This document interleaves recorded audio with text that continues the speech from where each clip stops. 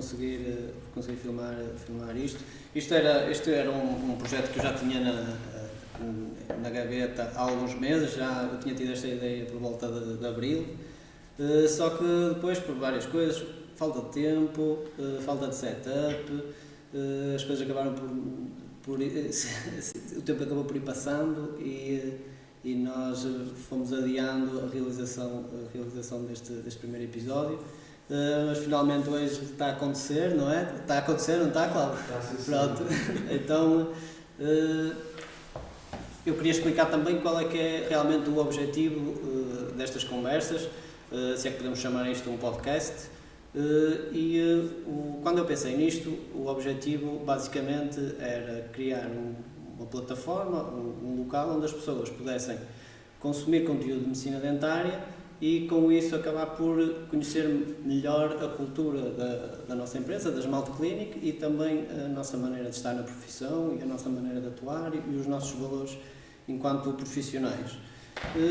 E como eu acabo por organizar a clínica e toda a minha comunicação de acordo com aquilo que eu também gosto enquanto consumidor, eu pensei que, como eu gosto de podcasts, pensei que isso poderia ser uma maneira interessante de nós nos mostrarmos e de o paciente, se por exemplo vai realizar um tratamento connosco ou anda à procura de algum tipo de tratamento, por exemplo hoje o tema vamos falar mais sobre reabilitação estética, por exemplo um paciente que anda à procura de um tratamento estético, encontra um podcast ou um vídeo gravado com dois profissionais a falar sobre o assunto.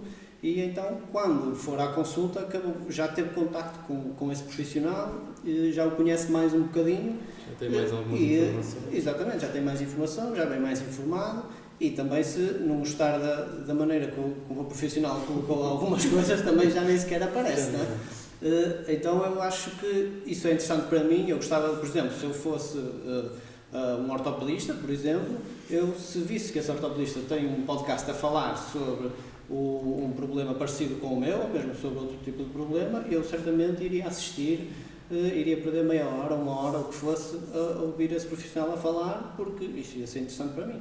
Então, eu acabei por pensar neste formato de conteúdo, exatamente por causa disso, e pronto, acabou por acontecer hoje.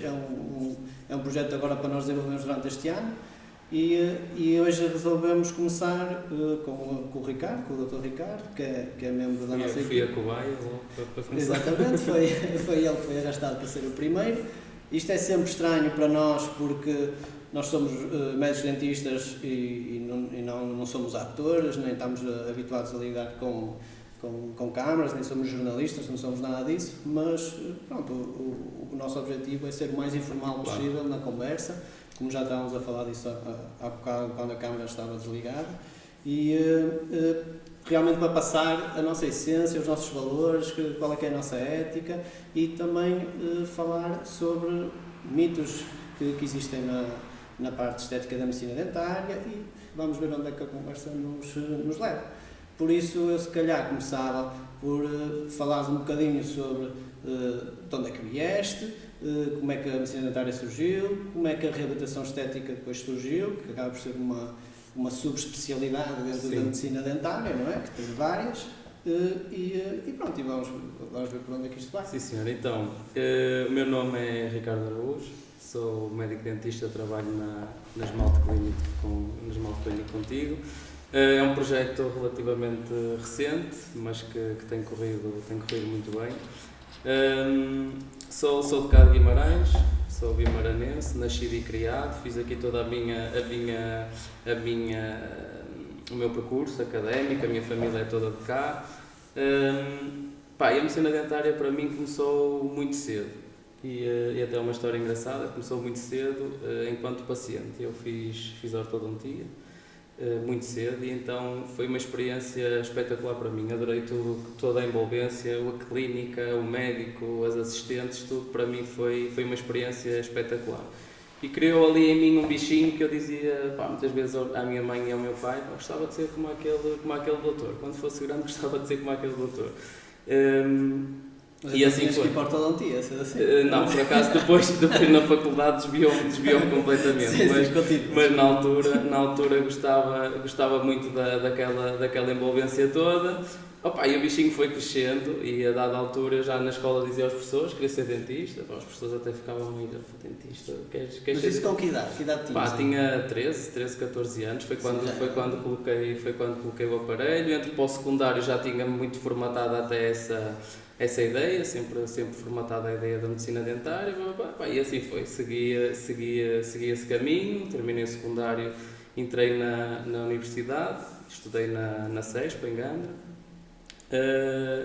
E foi daí que surgiu E depois, ou seja, acabaste a faculdade, pronto, depois aqueles primeiros anos são sempre mais difíceis e acabam por moldar um bocado qual é o caminho que depois percorremos em termos de especialidade. Exatamente, eu acho que nós saímos um bocadinho da universidade sem saber muito bem o que é que gostamos e o que é que não gostamos. E até realmente pormos um bocadinho a mão na massa, não temos bem noção para onde é que o caminho nos vai levar. Eu tive alguma dificuldade na altura quando comecei a tentar arranjar trabalho, entreguei já foi complicado, centenas de currículos. E a primeira clínica para onde eu fui trabalhar tinha uma medicina dentária já muito avançada, tinha acesso a uma medicina dentária já de topo, tínhamos todos os materiais disponíveis, aprendi já uma medicina dentária muito focada no paciente, no planeamento, tinha centro de formação, por isso eu vi uma medicina dentária que se calhar logo desde o início que muitos colegas não tiveram essa possibilidade. E isso fez-me direcionar sempre a minha prática clínica para uma estrada que foi a primeira que eu vi, que se calhar nem era uma estrada, era logo uma autoestrada. Então eu foquei muito, já aprendi muito cedo a fotografar, aprendi muito cedo a planear casos complexos, havia muita coisa à minha frente. E isso moldou-me muito para esse caminho. Era uma clínica também muito formatada para a reabilitação oral. Então eu achei que realmente tinha ali uma coisa que realmente fazia sentido e mudava muito a vida do paciente. Eu sentia que fazia umas mudanças muito grandes, mudanças drásticas, os pacientes mudavam completamente, tinham um impacto exatamente, mais do que a ortodontia, que achava assim uma coisa um bocado mais demorava o seu tempo, não havia aquele sim, não coisa, é tão exatamente, não é tão imediato, por não ser, exatamente. E então lá está, por isso é que também foi uma área que eu desisti e nunca tive grande interesse nessa altura. Mas sim, foi aí que surgiu mais essa parte mais virada para a reabilitação. Como é óbvio, não foi logo isso que eu comecei a fazer. Sim, fiz muito generalista, ainda hoje faço muito trabalho generalista, porque acho que lá está, tem um caminho que tem que ser percorrido, não é? Uma pessoa não chega e começa logo. Claro. É assim, eu já tivemos esta conversa até, eu sou a favor de todos percorrerem primeiro um caminho mais abrangente, claro, que atua em várias áreas e depois irem afunilando naquilo que mais gostam, naquilo que são melhores a fazer. Pronto, só que isso é tudo um caminho e às vezes pinta-se, principalmente na internet, não é? E isso é especialmente perigoso. Nem é tanto para os pacientes, porque os pacientes, até na minha opinião, acham que nós atuamos sempre em tudo. Pronto, nós até temos vindo a desconstruir isso porque é do género, às vezes tem dificuldades e assim, não, essa não é a minha área, eu vou passá-lo para o colega. Sim. Pronto, mas como às vezes tenho pacientes que eu já fiz essa área, já atuei nessa área nele, só que agora eles vêm noutra fase da carreira e eu já digo assim, não, isso eu tenho um colega que é melhor do que eu a fazer isso, então vai fazer com ele que é melhor. Ou então, que neste momento está mais focado nisso e tem mais tempo para planear isso. Claro, o ser melhor é exatamente isso. O ser melhor é o quê? Isto é a medicina dentária. É uma área muito técnica, né? Tem uma parte de diagnóstico que é importantíssima, mas depois tem uma parte técnica e assim, quando é técnico depende de treino. Exatamente. Treino depende de quantas vezes executou aquele procedimento num determinado período de tempo. Então, se eu já fiz 100 restaurações, certamente vou fazer melhor do que quem já fez 10 restaurações. E o mesmo se aplica a reabilitação, cerâmica, reabilitações complexas, ortodontia, o que for. As pessoas têm que entender isso. Mas o que eu queria dizer era que nem é tanto o paciente para quem é perigoso dizer-se isso, eu só atuo nesta área, etc, etc. É mais para o pessoal, para os dentistas mais jovens que estão a sair da faculdade e acham que, pronto, que chegam cá fora, vão-se logo especializar, vão-se especializar, mas depois não sabem o básico, ou não sabem atuar no básico, ou não sabem unir as várias especialidades, que também, na minha opinião, é o mais importante, e isso depois causa falsas expectativas, frustrações, pronto, porque aquilo que lhes prometeram como sendo a medicina dentária acaba por não ser bem assim. Pronto. Sim, e acho que todos nós devemos começar mesmo pela base da medicina dentária, porque é aí que está o núcleo e o corte de tudo aquilo que nós fazemos daí para a frente. E acho que há muitas vezes esse problema. O pessoal às vezes queima etapas e quer logo passar para. Acho que é uma autossabotagem, quase, na minha opinião. É uma autossabotagem. Essa ideia veio já de trás. Eu acho que agora as pessoas já estão outra vez a virar e a fazer ao contrário, mas assim, antes quase que não existia subespecialidades dentro da medicina dentária. O médico dentista fazia tudo. Pronto, depois, claro, as coisas começaram a evoluir e cada uma das várias coisas que se faz dentro da medicina dentária começaram também a evoluir, então quase que, por exemplo, para ser implantologista nós temos de ter tanto conhecimento como quase na graduação toda. E a ortodontia igual, a reabilitação oral igual, sim. Então tudo começou-se a desenvolver tanto. Muito tempo para cada uma das então, especialidades. Então para se atingir níveis de excelência, as pessoas têm que começar a funilar e a decidir onde é que querem dedicar mais tempo, mas depois isso varia em que clínica caem, porque há clínicas que ainda não trabalham assim como nós, com vários especialistas cada um na sua área, de forma multidisciplinar, e então isso vai variar. Se tu tivesses primeiro caído numa clínica que não atuava assim dessa forma, certamente isso calhar tinha-te moldado para outros caminhos, sim, certamente. Ou tu quebravas e dizias assim, não é isto que eu quero e eu vou seguir outro caminho. Mas assim, no início, toda a gente se sujeita um bocado àquilo que aparece, porque o mercado é complicado e pronto, e cada um faz o seu caminho, independentemente das variáveis que vão aparecendo. Mas eu, por acaso, também concordo com isso. Mas estavas a dizer que, em relação, por exemplo, à ortodontia, isso era um tema que eu queria introduzir, que é o quê? Ou seja, no fundo, o que é uma reabilitação oral? Ou seja, alguém diz assim, eu faço reabilitações orais, o que é uma reabilitação oral? Sim, uma reabilitação oral, no meu ponto de vista, é nós conseguirmos reabilitar, num ponto de vista de saúde e de função, a boca de um paciente. A estética acaba por vir sempre acoplada a isso também, mas acho que a parte principal disto tudo é precisamente isso, é a função e a saúde. E por isso, lá está, não se faz a reabilitação sem depender obrigatoriamente das outras áreas. E a tua ortodontia, neste momento, é uma peça fundamental em qualquer tipo de reabilitação. Certo, onde eu queria chegar era o quê? Óbvio que tem que se colocar as coisas em gavetas do género.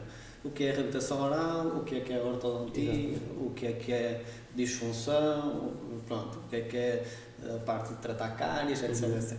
Mas, no fundo, a reabilitação oral é tudo. É tudo. Ou seja, a reabilitação oral é o paciente chega sem capacidade investigatória, ou com dor, ou o que for, ou sem estética nenhuma, sim. Mas geralmente essa parte da estética, nunca o paciente chega e diz assim, o problema nunca é a estética. Aliás, para o paciente, muitas vezes não é? Nós é que temos até que desconstruir um bocadinho assim, essa mentalidade. É como tu disseste, isso vem tudo acoplado, porque eu costumo dizer que o que não é estético também não é funcional. Sim, ou seja, também. A falta de função é que cria a falta de estética. Sim.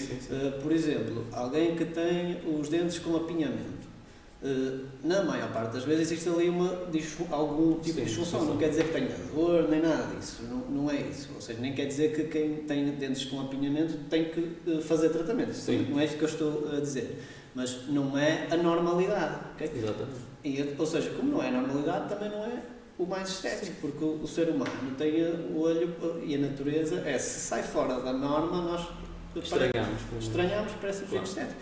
É do género, imagina, alguém que eu vejo sem um dedo, essa pessoa consegue na mesma pegar nesta garrafa fazer a vida Sim, dele normal. sim. Mas se eu puser a minha mão à beira da dele, a minha mão ficar vai diferente, exatamente. Sim. Então é um bocado para a mesma coisa aqui. E então o que eu quero dizer é, e às vezes, pronto, isto é uma questão de nomenclatura, lá está, metem as coisas em gavetas, mas reabilitação oral é um bocado tudo.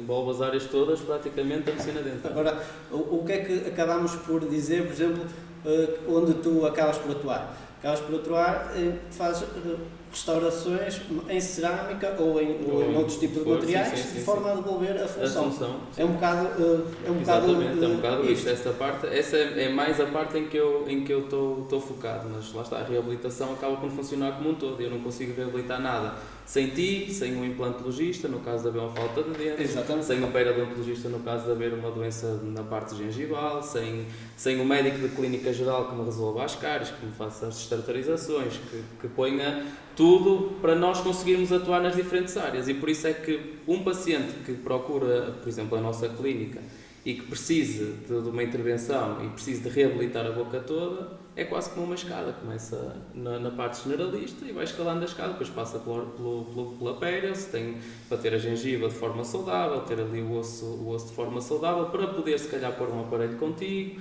alinhar o que for preciso alinhar, criar os espaços que for preciso criar, passa pelo implantologista e por mim, quando já chega se calhar na fase final do tratamento, colocar os dentes que lhe faltam, colocar umas facetas para ficar com um sorriso mais harmonioso, umas coroas nos dentes que estejam estruturalmente mais danificados. Por isso acaba por ser, como tu dizes, acaba por ser tudo e acaba por ser preciso todas as especialidades a trabalhar em prol de uma coisa que é reabilitar a boca de uma pessoa e do paciente.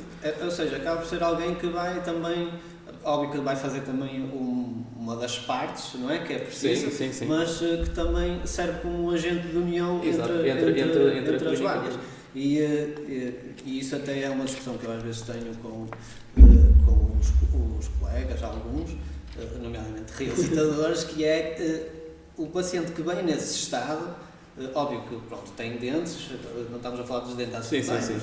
Um paciente tem dentes e tem um problema, se ele, quando vem à primeira consulta, quem é que deve ser o especialista que vai ver?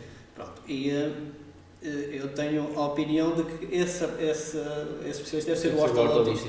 Mas porquê? Porque ele vai já entrar ali para arrumar os dentes na sua devida posição para depois entrar em outras especialidades. Mas, no fundo, ainda outro dia estava a pensar outra vez nessa questão e, sinceramente, eu acho que se houverem processos bem definidos dentro da clínica, qualquer pessoa pode fazer isso, que é mais ou menos aquilo que nós acabamos por fazer lá na clínica, ou seja, não interessa se o paciente vem a primeira vez comigo, ou se vem contigo, ou se vem com o João, ou se vem com a Mariana, não interessa. Porque a primeira consulta vai ser a mesma. Ou seja, é ouvir o paciente, ver qual é a expectativa dele, de que é que ele se queixa e recolher dados para nós depois podermos, em equipa, planear o caso todo para depois poder ser apresentada uma solução. Então, essa parte, desde que todos os médicos estejam preparados para cumprir esse processo e fazê-lo de forma padronizada, acaba por ser um bocado irrelevante. Agora, se depois há casos em que eu vou dar mais contributo com a ortodontia, há casos que sim, há casos que não, mas se calhar tu dás mais contributo como... O paciente já pode chegar com uma ortodontia feita. Exatamente. Ou seja, ou pode haver casos em que o paciente não tem dente nenhum e eu não vou... Já é o implantologista que vai entrar. Então é um bocado por aí, mas eu acho que para o paciente, e isto é mais o que estamos aqui a conversar até é mais no intuito de aumentar a literacia em medicina dentária do paciente, o que eu acho que ele deve reter do que acabamos de falar é que é importante a equipa sentar e sentir que há vários profissionais a olhar para o seu caso com várias visões dentro da sua... Porque também é normal que eu olhe para o caso de um paciente numa perspectiva, que tu olhes muitas vezes noutra perspectiva, que o implantologista olhe com outros olhos também, e se estivermos ali todos focados num objetivo, no planeamento do caso nestes casos específicos, eu às vezes entro com um insight que se calhar o implantologista diz, pá, cuidado, tenho aqui esta situação, devemos estar mais... E todos juntos conseguimos construir. Eu acho que é a melhor forma de atuar quando o paciente chega à cadeira, como temos feito, precisamente por causa disso, porque vem de qualquer paciente da clínica pode ver um paciente, o método dessa primeira consulta é igual com todos os médicos, as fotografias são exatamente as mesmas, a forma como tiramos, e isso acaba por standardizar pelo menos o planeamento e a parte de recolha de informação, que acho que se calhar deve ser das coisas que mais tem falhado e mais tem faltado em muitas outras clínicas. O planeamento é a chave de qualquer reabilitação e de qualquer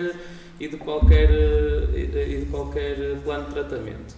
Se não olharmos para o caso com olhos de ver, se não perdermos tempo, porque muitas vezes é isso, às vezes queremos até dar uma solução rápida, ou dizer ao paciente qual é que é a solução, e olhamos para a orto, dizemos o que é que precisa, parte mais grossa daquilo que conseguimos ver, na cadeira vimos também o que é que falta, o que é que não falta, mas às vezes só quando estamos sentados a ver uma fotografia, já aconteceu muitas vezes, é que olha, tenho aqui esta situação, e muitas vezes olha, afinal precisa de mais isto, precisa de mais aquilo. Eu costumo dizer, e isso já me aconteceu especialmente com conhecidos ou com familiares, em que nós temos tendência mais a saltar o processo, porque nem querem tirar as fotografias. Nem é tanto não tirar as fotografias, é assim, óbvio que eu estou a fotografar o caso e tudo mais, eu já estou a pensar no caso. Sim. E quando é um familiar ou quando é uma pessoa mais conhecida e o caso não é altamente complexo, eu tenho tendência a já largar alguma informação em relação ao que é que vamos fazer e tudo mais, antes de eu sentar a sério, analisar os exames, analisar tudo. E sempre que eu lanço informação sem sentar, olhar para aquilo, eu arrependo-me no futuro, porque depois é algo, eu tenho que dizer coisas adicionais, do género, olha, agora afinal vamos fazer assim, não é bem como... E como já deste alguma informação antes, o paciente sente do género, não sabe bem o que é que andam a fazer, mas porque é que isto não estava previsto, pronto. Apesar de que isto não é matemática, não é? Isto é medicina, mas a maior parte das situações, eu diria que 95% do que pode acontecer, nós conseguimos pôr em cima da mesa depois de estudar o caso. Podemos não saber se vai acontecer A ou B, mas eu posso lhe dizer que ou vai acontecer o A ou vai acontecer o B. Se tudo correr mal, ainda pode haver. Exatamente. E quais são as soluções se cada uma destas coisas acontecerem? Que é para quê? Que é para as pessoas saberem o que é que andam a fazer. Ou seja, estão a frequentar a clínica durante um ano e meio, 2 anos, o que for, e saberem em que fase do tratamento estão, o que é que está a ser feito, se está a correr de acordo com o que estava planeado, e se não está, pronto, isso, na minha opinião, é importante e assusta-me às vezes um bocado quando recebemos segundas opiniões ou etc. Ou retratamentos, ou mais segundas opiniões de pessoas que não, de pacientes que estão a ser seguidos, mas ou têm receio de perguntar coisas ao médico, ou não sabem bem o que é que está a acontecer com eles, ou nem sabem o que é que está planeado e para onde é que está a caminhar. Isso não pode ser, isso é a mesma coisa. Percebem muitas vezes o orçamento que nem sabem lê-lo, nem percebem o que é que vai acontecer. O orçamento de medicina dentária é chinês para a maior parte dos pacientes, temos que concordar com isso, não é? Eu se disser ao Cláudio, sabes o que é uma raspagem radicular? Ele fica assim, vai à internet e pesquisa e tal, mas... E assusta-se. Exato. Vou assustar. Se calhar sim, se calhar não, mas é de género, tem que se explicar as coisas de uma linguagem que o paciente perceba e ser transparente o suficiente para ele saber para onde é que está a caminhar, o que é que está a ser feito. E abertos a que o paciente nos pergunte, tire tudo, exatamente. Eu coloco sempre numa posição de, assim, pergunta o que você quiser, a qualquer momento, assim, não tenho segredos nenhum, é transparência total e é por isso que nós definimos este processo desta maneira, que é para o dia-a-dia e o decorrer dos tratamentos seja o mais tranquilo possível, sem percalços, sem surpresas para ninguém, porque ninguém gosta disso. Porque, assim, geralmente surpresas quer dizer dinheiro, então é assim, é preciso ter cuidado e explicar bem às pessoas, ajustar expectativas logo à partida. Depois está tudo definido, é só toda a gente viver a sua vida e ser feliz. E se dentro da clínica toda a gente souber em que está o processo do paciente, o que é que ele tem para fazer, o que é que falta fazer, acaba por nunca ninguém chegar lá e nenhum médico saber ao certo quem é o paciente, o que é que está a fazer, em que fase do tratamento é que está, porque lá está tudo escrito, está tudo planeado. Assim, eu às vezes comento isto com amigos que trabalham noutro tipo de estruturas, modelos de negócio diferentes dentro da medicina dentária. E eu digo que nós quase não temos consultas de urgência. Ou é raro aparecer um paciente lá, assim do nada, que dói-me alguma coisa. Sim. Isso quase nunca acontece. Óbvio, pode acontecer, mas quase nunca acontece porque as coisas são estruturadas de uma maneira em que o paciente nunca vai lá, ou quase nunca, a não ser que só tenha esse problema, não é? Para resolver uma coisinha e deixar outra por resolver, porque como nós abordámos logo de uma forma, do género, você tem uma série de problemas que, se não forem resolvidos todos em conjunto, isto você acaba nunca estar tratado, digamos assim. Acaba por nunca chegar à parte da saúde. Assim, nunca tem alta, é mesmo como nos hospitais, ou seja, o paciente não tem alta, é mandado para casa, mas ainda não teve alta, digamos assim. E então o objetivo é esse, é atingir o equilíbrio, e ter alta quer dizer função, quer dizer estética, saúde, tudo. Aí sim, então, a partir do momento que se atingir esse equilíbrio, nós sabemos que nunca vai acontecer nada que não seja expectável, claro. Que não seja expectável e que não seja facilmente resolvido, digamos assim. Então eu gosto muito deste modelo, isso tem funcionado muito bem para nós, o feedback dos pacientes em relação a isso também é bom. Claro que lá está, nós acabamos por desta forma atrair pacientes que se identificam com esta maneira de trabalhar. Claro. Mas isso é o natural, acaba por ser natural, acaba por ser uma seleção natural de exato, e é com pacientes assim também que nós gostamos de trabalhar, porque, por exemplo, se o paciente entra na nossa clínica e diz assim, eu não quero que me tirem fotografias para planear o caso, sim, então vai ter que procurar outro profissional, porque nós não vamos conseguir planear. É o nosso método de trabalho. É o nosso método e não dá para fazer de outra maneira. Claro. É impossível fazer de outra forma, porque aquilo traz informação. Eu vejo coisas na fotografia em macro, que eu depois vou para o computador, aumento, etc. E estou a ver com calma, mais relaxado, estou a ver, se quiser, estou em casa e a ver aquilo. Sim. Do que no momento há coisas que nós não detectamos. Basta olhar para a situação de como é que nós conseguimos comunicar, por exemplo, com o nosso laboratório se não tivermos uma fotografia do paciente. Por exemplo, é tão simples quanto isso. Se não tivermos uma fotografia do paciente, do sorriso, da forma como sorri, do tamanho dos dentes, como é que nós conseguimos transmitir isso para a pessoa que vai desenhar o sorriso e que vai fazer a parte, no meu caso, por exemplo, das facetas do paciente? É impossível, não é? Nem sabemos como é que vamos alinhar, de que forma é que se vai colocar, claro, qual o tamanho de um, qual o tamanho do outro. Só com os modelos, só com o gesso, não é? Hoje em dia sabemos que isso é praticamente impossível. E eu concordo plenamente, acho que temos todos que seguir esse caminho, temos que seguir essa trajetória. Eu acredito que é o correto, mas pronto, cada um faz um modelo que acha que funciona para a sua estrutura, mas sinceramente, pelo que eu tenho visto, parece-me que é que o futuro da medicina dentária e das empresas de saúde e das clínicas de saúde é multidisciplinar. E um modelo parecido com aquele que nós temos, que acho que é o que beneficia mais o paciente. Sim, porque até do que está hoje em dia já muito também difundido pela internet e daquilo que conseguimos ver do que mais há hoje em dia por aí, não só nacional, mas até muito, muito internacional, que em muitas clínicas e muitas reabilitações e a parte estética está a ficar num ponto... Está-se a sobrepor, digamos assim. Exatamente, à saúde e àquilo que se calhar nós temos como correto na medicina dentária. Isso, ainda por cima, é uma coisa que está altamente difundida na internet, conseguimos ver os resultados, conseguimos ver as clínicas em que se fazem esse género de trabalho. E está-se a perder muito, está-se a destruturar muito a parte da estética com a parte da saúde, com a parte da função. Hoje em dia as pessoas vão em 24 horas a uma clínica fora no estrangeiro, entram lá dentro, desgastam-lhes aqueles dentes até não dar mais, sim, metem aquelas coroas em cima daquilo e em 24 horas os pacientes têm bocas completas e cheias de... Sim, estamos a falar das Turquias deste mundo, não é? Basicamente. Pronto. Por exemplo. É assim, eu acredito que lá na Turquia também há clínicas Boas, sim. Não, boas por isso e é que eu fazem- não quis estar a dizer que era na Turquia, para não ser injusto, se calhar com muitos profissionais Claro. que até trabalham bem. não é? Sim, mas é algo que vê. já se sabe, digamos Sim, assim, então e se associa a isso, Sim. infelizmente, se calhar para aqueles que lá fazem Um bom trabalho. um trabalho estruturado. Porque é óbvio que os pacientes procuram estética, isso é normal. Porque pronto, estamos numa era de imagem e as pessoas querem ter um sorriso bonito e procuram estética a todo custo. Só que Nós temos, acho eu, uma responsabilidade sobre isso. Exatamente. Não é? Temos que ter uma responsabilidade temos uma sobre isso. responsabilidade e não só.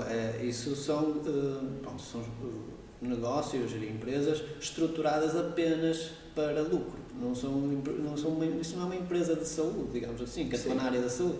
É uma empresa que atua na área da cosmética. Mas o problema é esse, é que estamos a atuar na área da saúde. Não é? Exatamente. O problema é esse. Agora, o pessoal hoje em dia, e o tema de facetas é principalmente crítico Sim, nesse aspecto, porque quando surgiram esta capacidade, porque o que é basicamente uma faceta? Uma faceta é um pedaço de cerâmica, que, como é uma coroa, também é um pedaço de cerâmica. Então, eu até às vezes os pacientes, quando estou a explicar planos de tratamento, e estou a dizer, olha, aqui vamos pôr cerâmica aqui, aqui, lá, e eles dizem assim, mas vai ser facetas, não vai?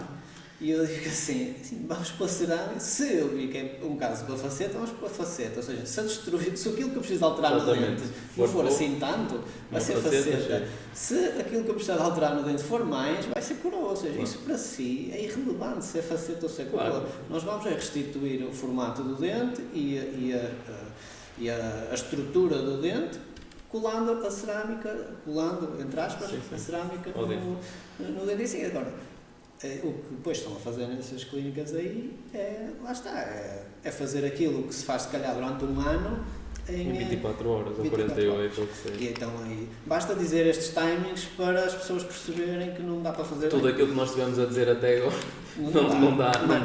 não dá para assim, fazer. se a mim me dissessem assim, olha, vou fazer a sua casa em 24 horas, vou construir a sua casa em 24 horas, e essa outra dissesse assim, olha, a sua casa que você quer demora um ano. Sim, certeza que eu ia investigar mais e ia pensar assim, é impossível haver este desfazamento gigante.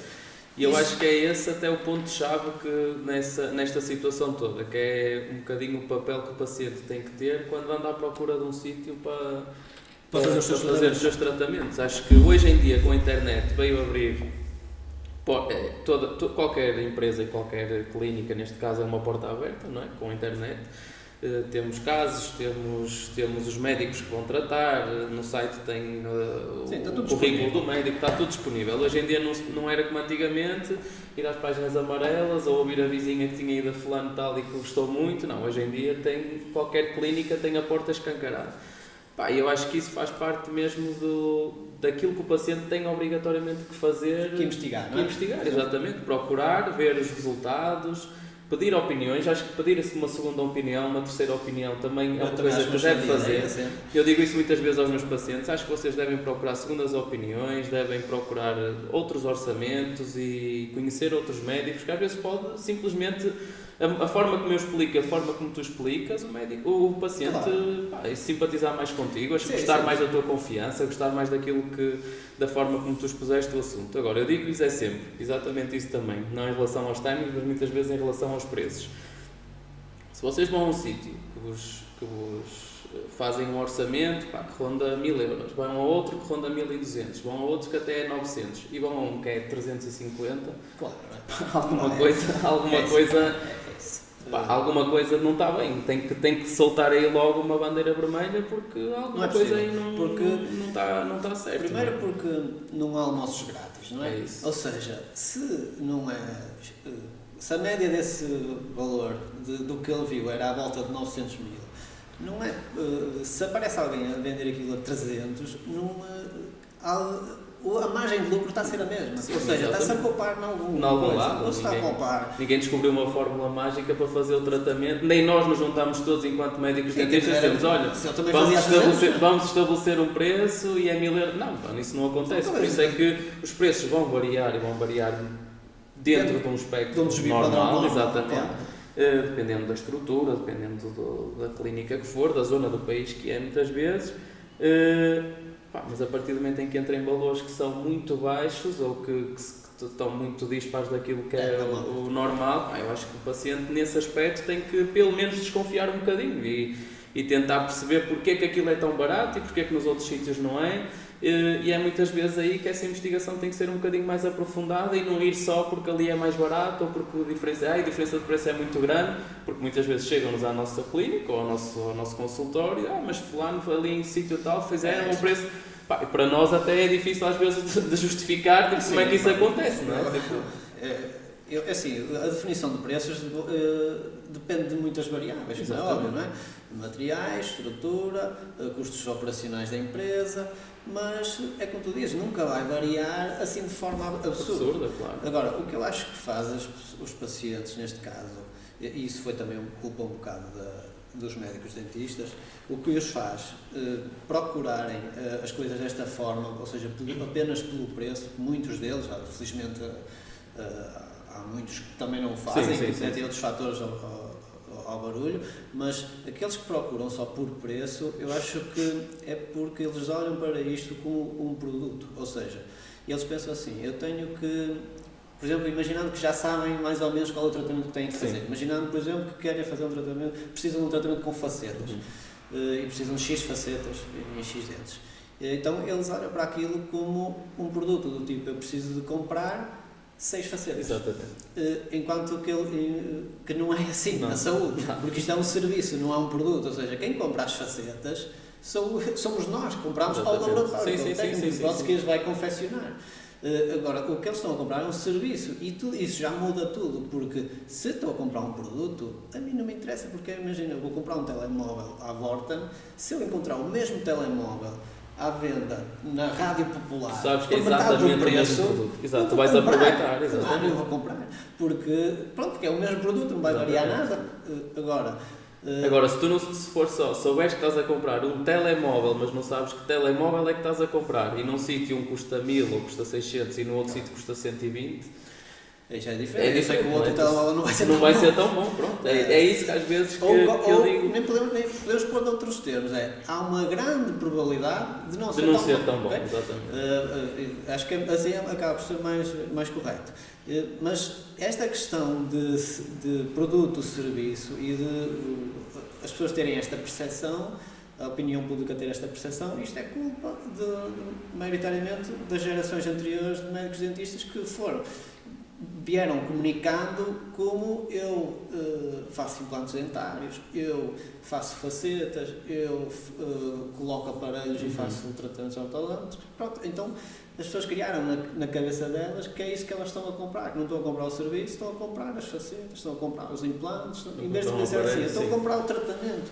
É por isso que às vezes o pessoal... Estão a comprar saúde, não é? Acaba por ser isso. Estão a comprar a solução para o caso deles, têm um problema e a solução é esta. Agora, se a solução vai envolver aparelho, facetas, implantes, isso depende do caso em si, claro. Mas isso não é o caso em si, ok? Porque isso são dispositivos que nós usamos para tratar o caso. Claro. É a mesma coisa que um ortopedista dizer assim, eu vendo próteses de anca. Não é isso, não é. E ninguém quer saber. Por exemplo, eu já tive situações em que o paciente pergunta-me que tipo de cerâmica é, ou, assim, e fazem essa pergunta sem sequer terem conhecimento dentro. Quer que eu lhe diga um nome? Eu posso lhe dizer, mas você não vai entender. Ou seja, isso não interessa. Você não pergunta ao seu ortopedista qual é a marca de prótese de anca que ele usa. Ele vai usar a que ele se sente confiante e que acha que é o melhor para o sucesso. É a mesma coisa que um chefe compra o peixe ou a carne num fornecedor que ele acha que lhe dá garantias para ele depois apresentar uma refeição com qualidade e saudável. Mas aqui é igual, ele que nos dá garantias, nós utilizamos. Mas isso não é de todo o que ele está a fazer. Sim. Aliás, nós recebemos o paciente e recebemos uma expectativa normalmente do paciente, ou seja, a expectativa daquilo que o paciente acha ou está à procura. E depois cabe-nos a nós planear, explicar o que é que temos que fazer até chegar a essa expectativa, se a expectativa é realista ou não, muitas vezes até nem é. E por isso lá está, essa parte técnica eu acho que o paciente tem que deixar ao encargo do médico, confiar a 100%, e por isso é que é importante também escolher uma clínica, escolher um médico que confiem e que tenham plena confiança. E por isso é que lá está, vai de encontro àquilo que eu comecei a dizer. Acho que é muito importante para o paciente investigar e perceber em que clínica é que está a fazer os tratamentos, que tipo de tratamentos se fazem lá, se os resultados são aquilo que ele gosta e que vão de encontro àquilo que ele está à espera. E por isso acho que é muito importante que investiguem, que procurem, que tentem saber, peçam uma opinião, peçam 2, peçam 3 e que tirem as dúvidas todas. É muito melhor fazer isso do que entrar às cegas e depois acabam por se arrepender. Porque lá está, é que um investimento em saúde é completamente diferente do investimento em qualquer outra coisa, porque lá está, um investimento num produto, num telemóvel, no que for, eu deito o produto fora e acabou. Mas em saúde, quando é feito o investimento e esse investimento falha por algum motivo, e quando falha, atenção, não é sempre por causa do médico, nem por causa materiais, às vezes é por causa do próprio paciente ou limitações do caso, pronto. Mas quando falha, quando o tratamento falha, quem vai resolver a seguir tem um problema ainda maior para resolver do que o inicial, e para além disso foi perdido a parte financeira, óbvio que também foi perdida e importa. Claro. O que vem a seguir vai ser ainda mais caro de resolver e para além disso foi perdido também tempo, ou seja, a biologia foi perdida. Claro, sim. Ou seja, as condições com que nós vamos apanhar o paciente já vão ser certamente piores do caso inicial. E mesmo o trauma psicológico que acaba por acontecer em ter que refazer a confiança do paciente. O seu tratamento é estrondoso. Eu nunca passei por isso, felizmente, como paciente, mas eu imagino alguém que passa, sei lá, 2 anos a resolver um problema e chega ao final dos 2 anos e as expectativas foram defraudadas e tem que refazer o caso e tem que fazer novo investimento de tempo e de dinheiro, ok? Isso é muito sensível e é por isso que é preciso ter os pés bem assentes na terra quando se colocam quando se inicia o planeamento, quando se faz o tratamento quando se faz o tratamento, tanto de um lado do médico como do lado do paciente. Okay? É uma grande responsabilidade, principalmente mexer nesse tipo de casos em que se vai mexer na boca toda, okay? Que é até a maior parte dos casos que nos chegam são casos desse género, por causa disto. Porque podemos mudar, podemos estragar a vida de um paciente com um tratamento mal feito ou mal intencionado. Então é preciso esse senso de ética muito grande do lado do médico em si e sentir realmente a responsabilidade. E isso acaba por justificar todo o modus operandi que nós fomos estabelecendo para tentar minimizar os erros e oferecer uma melhor qualidade. Até porque é muito fácil, acho eu, para o médico dentista desviar-se do caminho para tentar ir em encontro exatamente, às expectativas do paciente. Muitas vezes o paciente chega à nossa cadeira, não é muito flexível com a expectativa que tem, propõe, se calhar, quer pôr os dentes da frente bonitos, mas depois tem ou até nem tem dentes atrás, ou tem uma quantidade de problemas que é preciso resolver primeiro, e nós tentamos até chamar o paciente à razão e tentar direcioná-lo para aquela parte primeiro, e muitas vezes os pacientes não estão disponíveis para isso, e eu acho que então é muito fácil para um dentista que precise vender o tratamento, que queira vender o tratamento, que esteja a olhar só para a inexperiente e não tão confiante. Exatamente, direciona-se mais no caminho de ir de encontro a querer agradar ao paciente do que propriamente manter a sua ética, manter o seu plano inicial e direcionar o paciente para aquele. Acho que é fácil hoje em dia,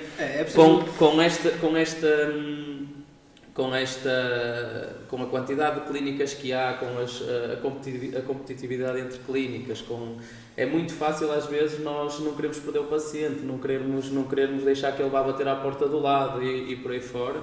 Mas acho que é importante perceber que isso é errado e que para nós vai ser um problema que futuramente nos vai afetar. Ou seja, se formos só ir de encontro à expectativa do paciente, acabamos por, se calhar, desviar-nos do nosso plano de tratamento inicial, não planeamos não executamos da maneira que tínhamos planeado, e mais tarde isso vai acabar por trazer consequências. Exatamente. Essa é a minha opinião, mas eu acho que isso está muito pronto. Acho que está associado a 2 tipos de personalidades. Uma é a personalidade que lá está, que é a personalidade de algumas empresas que nós vemos na Turquia, etc, que estão direcionadas para lucro. Sim, exatamente. Ou seja, mais uma vez, é quase modelos de negócio diferentes, ou seja, não atuam na área da saúde, atuam na área de cosmética e de querem faturar e isso sobrepõe-se a tudo o resto dentro do negócio. Outra é médicos não tão confiantes ou mais inexperientes, é que, lá está, uma pessoa quando sai da universidade quer executar, quer começar a fazer e tudo mais, e às vezes não tem tanta confiança para discutir um plano de tratamento com um paciente como tem alguém como nós já com mais experiência. E então, nós sabemos que há de vários tipos de pacientes. Há pacientes com uma personalidade mais forte e que querem impor a sua sim. E têm uma ideia pré-concebida na cabeça deles que já investigaram e acham que isso é o correto. Alguns deles são alguns mitos, até assim podemos falar disso, mas eles acabam por ceder, se não tiverem uma personalidade mais forte, acabam por ceder. Mas a questão é, e é assim que eu costumo falar quando falo com dentistas mais novos sobre este assunto, e mesmo quando integro gente mais nova na empresa, é isto que eu lhes tento transmitir, que é tens que entender que a pessoa está a decidir por ti, o paciente está a decidir por ti, ele é leigo no assunto e quem vai no final assumir a responsabilidade és tu. Exatamente. Ou seja, estás disposto a assumir a responsabilidade sobre algo que nem foste tu que decidiste?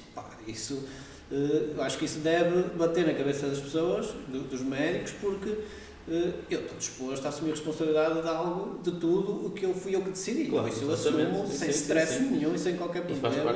E faz parte da minha responsabilidade. Como diretor clínico ainda mais. Agora, estar disposto a assumir a responsabilidade de algo que o paciente, que ainda por cima é leigo. Sim. Ou então às vezes trazem outros planos de tratamento de outros lados e dizem eu quero que você me execute isto que está aqui. Eu digo assim, não, isso... Quero executar isso, executa com quem eu planeou. Comigo, eu vou planear eu vou decidir e você, se quiser, executa o meu plano de tratamento. Pronto, então, lá está, é sempre a mesma coisa. As pessoas têm que entender que, para pensar numa coisa, apesar de serem as mesmas, são médicos dentistas os dois, mas eu penso de uma maneira, o outro pensa da outra. Sim, mas é um bocado como tu dizes, eu acho que é um bocado só na nossa especialidade dentro da medicina que isso acontece. Isso é verdade. Porque ninguém se senta na secretária do médico de família e diz, olha, quer que me passe este antibiótico? Isso não acontece. Sim. E não entendo, às vezes, enquanto médico dentista mais novo, sou mais novo que tu, muito mais novo do que quem tem prática. Como é que isto foi acontecendo, não é? Sim, como é que isto foi acontecendo e como é que os pacientes foram, até porque eu pelo menos tenho a ideia e aquilo que me contam dos médicos dentistas antigamente, era como existiam poucos, os médicos dentistas podiam fazer quase aquilo que queriam, impor os preços que queriam e que antigamente era o que sabia falar, que era... Exatamente. E não sei como é que isso foi, essa decadência foi acontecendo de forma tão rápida ao ponto de hoje em dia, os médicos dentistas não são, pelo menos é aquilo que eu acho, não são tão respeitados, são vistos, Acho que é um bocado, toda a gente acha que percebe medicina dentária, de dentes, ok? Ou seja, eu às vezes estou em jantares com amigos e às vezes olho que não sabem, alguns até sabem que eu sou dentista, outros não, e eu vejo a opinarem sobre questões de medicina dentária como se fossem experts, mas isso faz parte, foi como quando foi a questão do Covid, quando era a questão do Covid toda a gente era especialista em epidemiologia e em vírus, toda a gente dominava. E na medicina dentária criou-se essa ideia de que toda a gente percebe. Sim. Então, por exemplo, eu nunca vejo ninguém a opinar sobre neurologias, por exemplo. Não acontece. Sim. Claro que isso é como tu dizes, eu não sei quem é que a minha geração não foi de certeza. Ou em que ponto, da história da medicina dentária é que isso começou a acontecer? Porque isto é uma questão de postura e de posicionamento do médico na profissão. Se o médico, por exemplo, eu não dou aso a que os pacientes que frequentam a clínica tenham esse tipo de atitude, porque já sabem como é que eu atuo. Claro. Então, e assim, aqui, eu faço o que eu estou a dizer, então para que é que vou procurar a minha opinião se você já sabe, tem uma opinião só tem uma opinião e não está disposto a ter informação nova e a analisá-la. Então é um bocado por aí, não entendo o porquê disto, mas agora, na minha opinião, é muito difícil de mudar isto, porque isto demora anos até mudar uma percepção. Sim, porque eu digo que foi rápido, mas possivelmente, lá está, também demorou muitos anos a ser alterado. mas realmente, e nem sei de que forma é que, Eu acho que a hoje em tendência é dia... piorar, porque a internet é piorar. Pronto, por causa de todas estas questões das redes sociais e da competitividade, do marketing. Agora já entra a competitividade, lá está, com outros países. Sim. Então está completamente, não dá sequer para regular, nem... acho que é isso, cada um, estamos na era da informação e então o saber que informação procurar acaba por ser o mais importante. Então, acho que é isso. Sim, porque a informação, a avalanche de informação é aquilo que mais existe. As pessoas têm que agora, no meio desta bagunça toda, procurar o máximo, analisar o máximo, porque felizmente as pessoas hoje em dia têm literacia para pensarem por elas próprias e analisarem. Sim. Antigamente, se calhar não Não havia nem tinham onde isso, pesquisar. Agora, o segredo é esse, têm a informação disponível, procurem, analisem e depois tomam uma decisão. Acho que é por aí, porque mudar a percepção, eu acho que isso já é muito difícil de acontecer e cabe depois é cada estrutura não deixar que essas coisas aconteçam lá dentro, porque isso vai ser, isso aí vai ser mau para a empresa em si, para o médico e vai ser ainda pior para o paciente, porque ele está a tomar uma decisão sobre algo que ele não percebe. E isso, óbvio que vai ser desastroso se o médico for Claro, sim, não sei. For na vontade dele. Ora, então, agora, se calhar, entrávamos aqui um bocadinho mais na parte das facetas. Que horas são? Explicar. Quanto tempo passou? Estamos com 50 minutos. Já está bem extenso. Sim, podemos acelerar um bocadinho e depois se virmos que fica algumas coisas por falar, porque é normal, uma pessoa entusiasma. Fazemos isto é o episódio piloto. Fazemos um segundo a falar do que já entramos mais direcionados para isso e não fazemos tanta introdução. Mas eu acho que esta parte de mitos... Dos mitos. Podemos falar um bocadinho. Acho que era fixe falarmos sobre a parte dos mitos também, porque lá vai também um bocado aqui de encontro a esta parte da opinião, e o pessoal achar que percebe e que e assim sabe. também fica um bocadinho mais esclarecido até sobre o assunto. Então, se calhar falamos um bocadinho sobre os mitos dessa parte, da parte das facetas, da parte mais da reabilitação estética. Qual é o mito que tu achas que mais afeta o teu dia-a-dia como reabilitação? Aquilo que mais me perguntam, acho que está empatado entre duas coisas, que é se as facetas vão descolar muito e se é preciso desgastar muito o dente. Pronto, acho que são os medos, acho que é natural, são os medos se calhar principais do paciente, se vai desgastar muito o dente, se vai desgastar pouco o dente, se as facetas vão descolar quando comem uma maçã, muitas vezes é isso que me perguntam, mas sempre que comer uma maçã, posso, que é ali aquele limbo entre é muito duro, não é muito duro.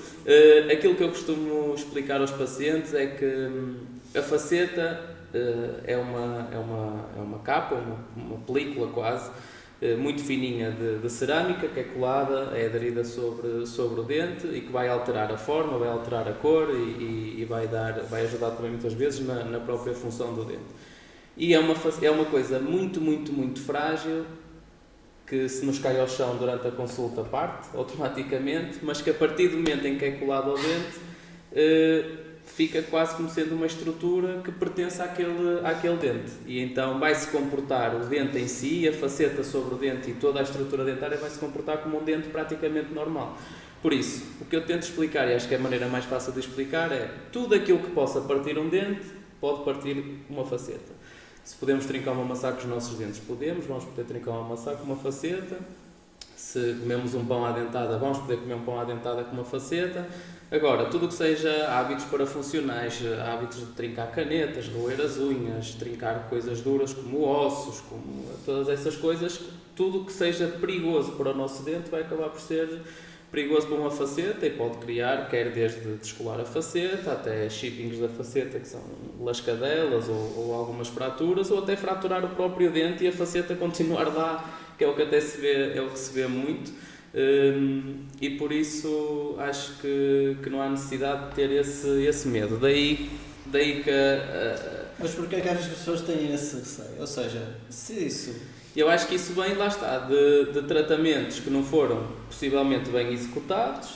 Porque aquilo que... E, pronto, óbvio que eu sei disso, não é? Mas que acho que é importante o pessoal lá em casa saber que o protocolo de pôr uma faceta num dente, de colar uma faceta num dente, de aderir, é um protocolo muito minucioso, envolve uma série de passos e tem que ser cumprido à risca, com timing. Estamos a falar que a preparação de uma faceta antes de colocá-la e antes de colá-la num dente exige que seja preparada com segundos específicos. Estamos a falar, por exemplo, de preparar a faceta com ácido próprio, que tem que estar ou 60, ou 90, ou 30 segundos, tem que ser de acordo com o tipo de cerâmica, e todos esses passos têm que ser controlados e têm que ser cumpridos à risca. E muitas vezes, lá está, o profissional que está a fazer ou não pode perder tanto tempo na consulta, ou não tem os materiais corretos, ou por motivos vários, o que for, e então acaba por não executar o protocolo da forma como ele está delineado,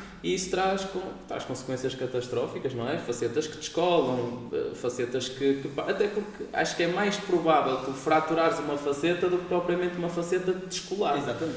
Ou seja, se o procedimento for feito de forma correta, a faceta mais depressa partes dente, partes faceta, partes tudo, do que propriamente uma faceta simplesmente salta.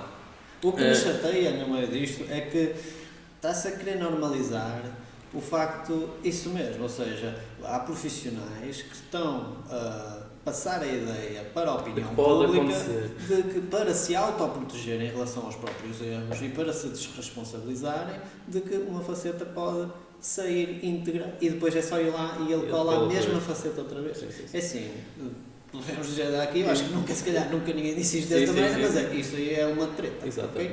Isso é uma treta, é uma desresponsabilização de alguém que está a ser pago para ser responsável e que falam de uma maneira para o paciente de forma a normalizar algo que não é normal.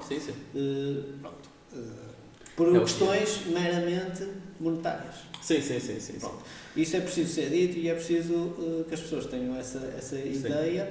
Porque lá está, depois cabe a quem executa as coisas baseadas em ciência e nos estudos que estão feitos e que dão previsibilidade aos tratamentos, andar a desmistificar este tipo de coisas e às vezes recebo pacientes que aparecem com facetas na mão e disseram assim, eu coloquei isto há X anos e descolou-me esta faceta, era só para me colar.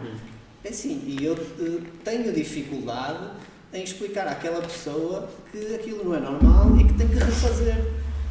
Porque a pessoa, óbvio que não entende, porque já anteriormente alguém em quem confiava, acredito eu, explicou, isso acontece de vez em quando. Assim, isso não acontece. Okay? Isso é mentira e quem disser que não é mentira está também a mentir.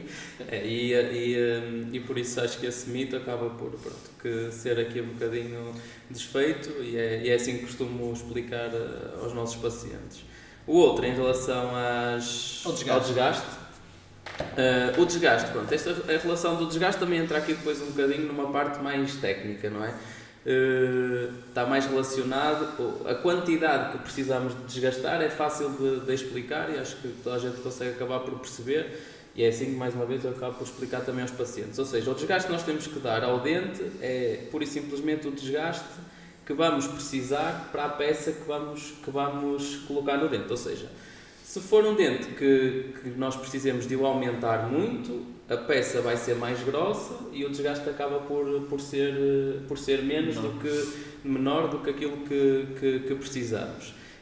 Se o dente nós tivermos que reduzir bastante ao tamanho do dente ou até esconder dentes que sejam muito escuros e que precisamos de ganhar mais espaço para a peça conseguir mascarar aquela cor que o dente tem por baixo, o desgaste vai ter que ser obrigatoriamente maior. Por isso, estamos dependentes da grossura e da espessura da peça que nós precisamos de colocar. Sim, depende do caso. Exatamente, depende de caso para caso. Hoje em dia, se for facetas, que lá está. Mas por exemplo, só para as pessoas terem uma ideia, antigamente, nós quando punhamos uma cerâmica, tínhamos que, o desgaste era tal que nós tínhamos que desvitalizar o dente porque o desgaste ia ficar perto do nervo do dente. Sim. Isso hoje em dia raramente acontece. Cerâmicas antigamente, por exemplo, sim. Hoje em dia não. Hoje em dia, principalmente porque os laboratórios também evoluíram muito e conseguem-nos hoje em dia fazer peças muito, muito, muito finas. Conseguem-nos fazer peças com espessuras de 0,4, 0,5, conseguem fazer peças muito, muito fininhas e então faz com que para nós seja confortável preparar muito menos o dente e conseguimos dar às vezes desgastes que não chegam sequer a 1 milímetro de profundidade. Sim, eu já te cheguei a dizer que chega a fazer casos sem anestesiar, exatamente. Casos em que a preparação é de tal forma pequena que os pacientes aguentam perfeitamente o desgaste. A faceta é assente e é aderida, colada sobre o esmalte do dente, não chegamos sequer a profundidades onde já não temos esmalte para aderir à faceta, e por isso, hoje em dia, se os dentes, ou se pelo menos o plano de tratamento tiver sido direcionado corretamente, o paciente tem os dentes alinhados, por exemplo, no sítio certo, porque entrou o Paulo e alinhou-os ali, colocou os dentes na posição. Alinhados e o paciente quiser resolver o alinhamento com facetas e não com ortodontia, o que isso já é dúbio na minha... Sim, eu cedo em alguns aspectos, se o alinhamento for mínimo, digamos assim, porque senão o que se faz é acaba por se desgastar a parte que está desalinhada e depois compensa-se isso com a cerâmica para tentar harmonizar tudo. Mas é preciso ter cuidado quando se toma esse tipo de decisões porque vão ser desgastes muito exatamente. grandes. E isso às vezes diz-se que se faz de forma minimamente invasiva porque o desgaste é mínimo ou é só nos dentes que precisam ser desgastados. Sim. Mas se o paciente precisar era de ortodontia e depois se calhar de uma ou duas facetas e acaba por não fazer ortodontia e fazer facetas de um lado ao outro, isso para mim não é e nessas situações o desgaste provavelmente nunca vai ser minimamente invasivo, não? É raro, vai ser difícil. Eu também acho. Porque estamos a falar que desgastes minimamente invasivos e o procedimento, lá está, mais uma vez, para a faceta ser colocada e ser colada da maneira correta e de forma a ficar o mais resistente possível, deve ser assente sobre o esmalte apenas do dente. E para isso não podemos sequer, o esmalte sendo uma estrutura que na parte do dente tem uma espessura muito pequenina, nós não podemos estar a criar grandes desgastes porque senão vamos obrigatoriamente eliminar o esmalte e a faceta já não vai ser assente sobre o esmalte, não vai colar, já não vai colar tão bem. Não vai ser exatamente. Por isso, essa parte do desgaste não existe um número certo, ou seja, não é sempre o mesmo desgaste para todos os pacientes. Mas o que posso dizer é que se for um caso bem planeado, um caso bem gerido, o desgaste é praticamente um desgaste mínimo. É essa a palavra, é o mínimo preciso e o mínimo possível para ter espaço para aderir a nossa peça. Mas lá está, isso varia muito de pessoa para pessoa. Há casos em que os dentes já são muito pequeninos e que temos que aumentar praticamente ao dente, então o desgaste... Há dentes que são muito estreitinhos, muito pequeninos e nós queremos aumentá-los, queremos dar tamanho e forma e muitas vezes nesses casos praticamente não é necessário desgastar porque é tudo em adição, ou seja, é tudo a aumentar ao dente e não tem que haver destruição praticamente nenhuma. Esses são assim os dois mitos, acho eu, que me colocam mais. Outro é também esse, de se é necessário colocar 6 facetas ou 10 facetas, se tem que fazer o sorriso todo completo. Isso também lá está, varia muito de caso para caso, mas não, também não é necessário. Temos casos em que fazemos... É raro, exatamente. Temos casos que fazemos 2 facetas, temos casos que às vezes só fazemos uma faceta, ainda vimos temos um caso em andamento e vimos estes dias que só precisamos de colocar uma faceta. O mais importante as pessoas entenderem é que isso, pronto, hoje em dia a faceta está muito em voga, vê-se muito nas redes sociais e tudo mais, porque realmente é um tratamento que proporciona alterações estéticas muito grandes e tem a capacidade de melhorar muito o sorriso de alguém.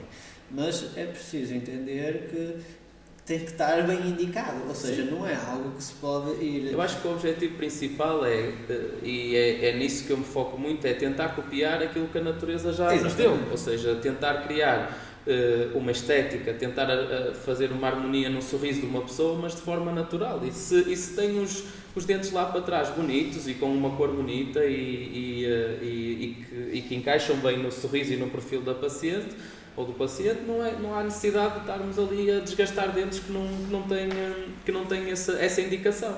E então, a forma como posso explicar melhor isso é mesmo essa, é colocarmos as facetas onde é necessário e de forma a criar uma harmonia e uma naturalidade no sorriso. Nunca entramos aí. As melhores facetas são aquelas que quem conhecer amanhã não sabe se é o seu dente ou se é uma cerâmica. E acho que isso é o melhor. O ideal é isso mesmo. O que eu acho que é preciso ter alerta para as pessoas porque eu vejo cada vez mais pessoas mais jovens a procurar este tipo de tratamentos e lá está, as pessoas estão a procurar o tratamento com um intuito meramente estético e isso já por si só acaba por ser perigoso, porque tem que haver também outro tipo de intuito para nós decidirmos numa pessoa jovem colocar cerâmicas em diversos dentes, okay? Porque basicamente aquele dente ou aquela boca tem toda uma vida para percorrer, e nada é para sempre, não é? Porque isto é biologia e o corpo vai se deteriorando e tudo mais, e então se alguém coloca facetas na boca toda aos 23 anos, aos 50 anos não vai ter os mesmos trabalhos, ou seja, quem for a seguir já vai ter que ir lá refazer, e isso é muito complicado. É um envelhecimento natural do corpo e cada vez que nós mexemos em algo, nós estamos a envelhecer ainda mais, como é óbvio, se não tiver indicação, não é? Claro. Óbvio que se o paciente aos 23 anos já tem um desgaste enorme, já tem dentes com cores diferentes porque um está desvitalizado e já mudou de cor, óbvio que aí nós só colocar facetas, quer seja aos 23, quer seja aos 50 anos, isso vai ser o sorriso da pessoa. Sem dúvida. O alerta é mais para aquelas pessoas que às vezes, se calhar, por exemplo, não gostam da cor do seu sorriso e vão à procura de facetas. Sim, é cor, não é facetas, ok? Sim, é às cor, vezes branqueamento. o branqueamento acaba por Tratamento resolver. super simples de fazer, super tranquilo, tem resultados ótimos, ou seja, não vamos inventar necessidades onde elas não existem, porque lá está, o over-treatment acaba por gerar muito... Sobre tratamentos que vão acontecendo, especialmente em algumas estruturas, lá está, que são mais fomentadas pelo lucro, o paciente chega lá e diz que quer, pergunta se pode pôr facetas porque é melhorar o sorriso dele e no entanto tem todos os dentes íntegros. Sim, vamos colocar 10. É isso, é perigoso, lá está. É perigoso e até diria quase criminoso. Sim. Perguntam muitas vezes, acho eu, se fica artificial. Isso também é como digo, acho que nós tendemos sempre a criar o procedimento e a fazer o procedimento de forma a que fique o mais natural possível, e acho que um sorriso bonito é um sorriso que seja natural e que vá de encontro àquilo que a natureza já nos deu. Acho que é bonito às vezes um dente com anatomia, um dente com algumas coisas que às vezes os pacientes até nem gostam, aquela anatomia mais pronunciada, aqueles bordos incisais com aquelas cores, exatamente, uma cor mais natural, e muitas vezes os pacientes também tentam desviar um bocadinho para isso, e isso também vai um bocadinho de encontro àquilo de que o paciente considera artificial e o que nós consideramos artificial, por isso temos que tentar criar aqui uma harmonia com o paciente e perceber a expectativa dele, tentar levá-lo e encaminhá-lo. Não vai nada em termos de longevidade, nem de saúde, digamos assim. Ele escolhe. Claro que nós aconselhamos porque gostamos de mais natural e essas tendências depois também variam, não é? Ele se calhar hoje em dia gosta de mais branco opaco, tipo frigorífico, nos seus dentes, exato, tipo os jogadores de futebol, alguns, tipo Firmino, mas depois a moda muda e mais à frente o Firmino vai lá e muda e quer uma coisa mais natural, digamos assim. Mas esses acho que são até assim os mitos. Perguntam-me também muitas vezes se dói, se é um procedimento que vai ser doloroso, e não tem que ser doloroso. Nada hoje em dia que se faz na medicina dentária tem que ser doloroso ou é doloroso. 5 minutos, não é? É doloroso, é um procedimento que demora o seu tempo, isso sim, é um procedimento demorado, dependendo do número de facetas e do número de dentes que têm de ser trabalhados, porque é precisamente isso, é um procedimento muito minucioso, que precisa de muito tempo e de muito detalhe, e por isso, quer na preparação, nós temos que ser muito minuciosos para tentar fazer as preparações o mínimo invasivas possíveis e a preparação o mais pequenino que conseguirmos e o menos desgaste que conseguirmos, e mesmo na preparação das facetas é um protocolo que exige muito tempo e muitos passos, e por isso, quer na consulta da preparação, quer na consulta da colocação das facetas, são consultas que são normalmente um bocadinho extensas, mas acho que não são dolorosas, nem chegam nunca a ser muito desgastantes para o paciente. Acho que suportam isso bem. Nós já estamos com pouco tempo, por isso acho que para finalizar podíamos falar de mais uma questão mais informativa, que é